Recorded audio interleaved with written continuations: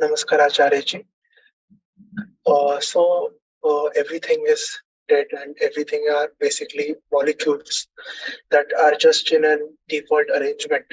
So, can we say that Prakriti has induced us into a falseness that there are these biological senses and these compulsions that we have of our emotions. So, does observing these emotions and observing these compulsions and avoiding them, does that is that a first way to move towards being truly alive?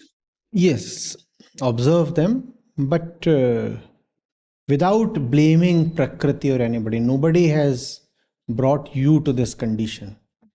You wanted to exist, therefore, you gave yourself a condition. Anything that exists in some condition, right? Huh? So you want to exist, so sometimes you give yourself a good condition, sometimes a bad condition. Just observe. Yes, is that the entire purpose of life, is to just observe and then not be like just swayed away by it?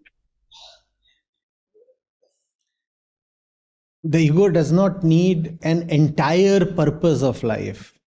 It's so much in pain and so full of immediate distress that it's enough for it to pay attention to its immediate surroundings. And the most immediate to the ego is itself. So, words like ultimate mean nothing to the ego. The ego is like a patient on ventilator. If you talk about life after 10 years to somebody who is on ventilator, assuming that he is able to talk, it's quite meaningless. That fellow is looking forward to the next 1 hour. Will I see the next day? Will I survive the next hour? That's the ego. So much in distress that even the next 1 hour is difficult to predict or see through or navigate. It's fascinating how all this relates to evolutionary biology, like so much of it.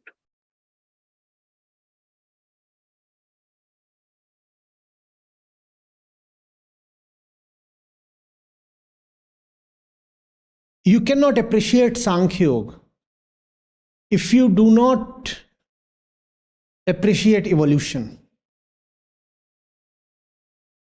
Entire Sankhya Yoga is evolutionary. But unfortunately, so much of religion has been about creation, not evolution. Religion says man came through a process of creation. And who was the creator? Some god. Now, the fact is, in Sankhya Yoga, there is really no place for any god. You call it one of the Astik Darshans. But in reality, in the Darshan itself, there is no god. There is no god in Sankhya. And there can be no god in Sankhya because Sankhya is continuously about evolution. If things are evolving, how can there be a creator? If one thing evolves into another thing, show me where is the creator then? When you say creation, you mean there is somebody who just made this thing into what it is. But the fact is that the thing did not become what it is in one go, in one stroke. It has continuously been evolving. So that's the great contribution of Sankhya Yoga. And that's also what Yoga borrows from Sankhya. That's also what Vedanta owes to Sankhya. That's also what Buddhism owes to Sankhya. The thing that entire existence is a flow. Everything is a process. Everything is ever changing. That's Sankhya. And the very common tripartite division of Prakriti into Sat, Raj and Tam. Today we take that as commonplace, but all that comes from Sankhya. So yes, that's the reason why I continuously say evolutionary biology is so important. When I say evolutionary biology is important, actually what I'm saying is Sankhya Yoga is important. But if I just say Sankhya Yoga, this generation might not appreciate that. So I say evolutionary biology.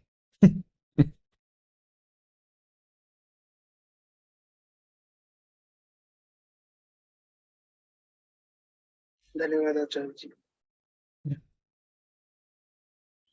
So my question revolves around the statement that you said that we all actually don't exist, and even our consciousness is also false.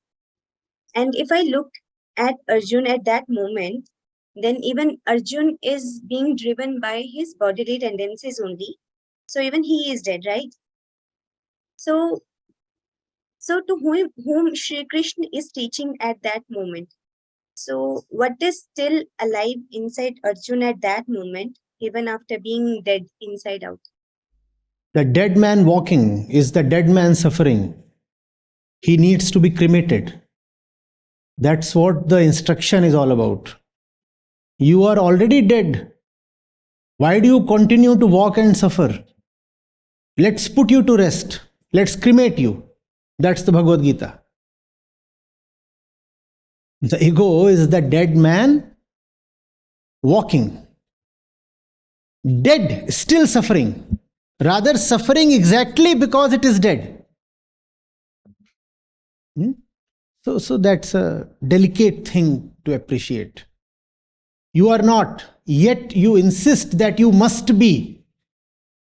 You forcefully insist that you must be, and in that you create yourself. But your creation is needless, therefore you suffer. It's like a car already packed, full of 5 passengers. And those 5 are sufficient. They can deliver the goods. There is a nice network, a perfect equilibrium that those 5 passengers or 5 elements very ably serve. Then a 6th one tries to barge in. He says, I must fit in, I must fit in. I'm needed. Now this 6th one is outside Prakriti. But he forcefully enters the car. What does he do? He creates suffering. He is not needed, he is coming in and he creates suffering. Everything is proceeding very nicely. And then something happens. An unwanted intrusion. That's what the ego is about. A needless thing, and therefore a thing that causes suffering, obviously only to itself. We said today that it's a belief. And I'm fond of often saying the ego is the most fundamental superstition. So it's a thing of the mind. You remember the Abrahamic story about the origin of everything? So there is God and there is Adam. And to give Adam some company, there is Eve. And that's Prakriti. Adam, Eve, and the great garden. Appreciate the symbolism. There is Adam, there is Eve, and there is a great garden, and they are just roaming about happily. And God has instructed them, there is that particular tree, and there is that apple. Do not take that apple. And that's the apple of knowledge. And then this mischievous snake comes and says, there's a special apple that God is probably reserving for himself and you must have it. So it was needless. Needless knowledge is ego, and it results in suffering. That which you need not know, but in a spell of mischief, you start knowing. That's ego. What is that needless knowledge? Belief. Useless knowledge. Needless knowledge. Just superstition. Something that you should have never believed in. But now you have taken it in. Now you have taken it in and it cannot be just ejected out. So God says, now that the two of you have done this, all right, go to earth and breed kids, and the entire humanity will proceed from there. And these two were really in a state of bliss. Sahajata. Sahajata. Egoless sahajata. These two were in an egoless sahajata. It is said that the moment they ate the apple, they became conscious of the I, which is called self-consciousness. Conscious of the I, self-conscious. So what did they do? They covered their genitals. They became ashamed. Conscious of the I. Because the I sprung up. There was no I. That false belief gave them the I. So they became self-conscious. So they covered their body parts. They covered their body parts. And then God banished them from the garden of bliss. He said, you go now. You go out. You have defiled your own Prakritic purity. You have violated my instruction. There was no need. You go. So, needless. Everything is all right. Everything is already all right. And the ego comes and says, no, something extra is needed. The ego is the fifth person in the car. Somebody extra who is not needed at all. The ego is a kind of overpopulation. Tonight itself I have we can publish a mini book of the number of definitions we have accorded the ego. Yes. So, sir, what we call as consciousness is also a part of my ego itself? What you call as consciousness is just material reactivity. When you say you are conscious of something, you are just reacting to that thing. It's like we said, iron being conscious of the magnet. Just as iron experiences the magnet, similarly we experience the world in very, very predictable and pattern-based ways. There is no real wisdom or realization in that.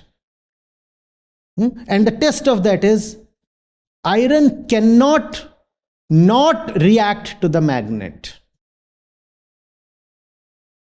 Iron cannot not react to the magnet. And that's what is called compulsive reactiveness. Man cannot not react to the abuses. Woman cannot not react to the man. That's a compulsive magnet and iron relationship. There is no real life in that. Spirituality is about bringing life by putting the dead to death.